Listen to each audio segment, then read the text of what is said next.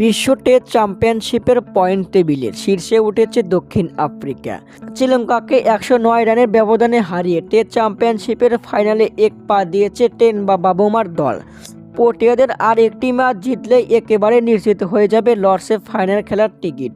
ঘরের মাঠে পাকিস্তানের বিপক্ষে 2 ম্যাচের টেস্ট সিরিজ খেলবে দক্ষিণ আফ্রিকা, তাই বলা চলে লর্ডসে ফাইনাল খেলবে দক্ষিণ আফ্রিকা। এদিকে ভারতের বিদায় ঘণ্টা বাজার অপেক্ষা করছে আর মাত্র একটি ম্যাচ। অস্ট্রেলিয়ার বিপক্ষে আর 3 ম্যাচের মধ্যে একটি ম্যাচ হারলে টেস্ট চ্যাম্পিয়নশিপ থেকে বিদায় নেবে রোহিত শর্মার দল। লর্ডসে ফাইনাল খেলতে হলে 3টি ম্যাচও জিততে হবে ভারতকে। তবুও থাকবে শঙ্কা, তার কারণ অস্ট্রেলিয়ার এই 3 ম্যাচ বাদেও আরও 3 ম্যাচ রয়েছে শ্রীলঙ্কার বিপক্ষে।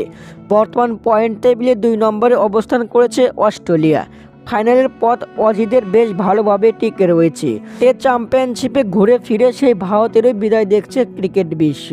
লর্ডসে ফাইনাল খেলতে পারে দক্ষিণ আফ্রিকা ও অস্ট্রেলিয়া, শতকরা 90% কনফার্ম হয়ে আছে। বিডি নিউজ, হৃদয় হাসান।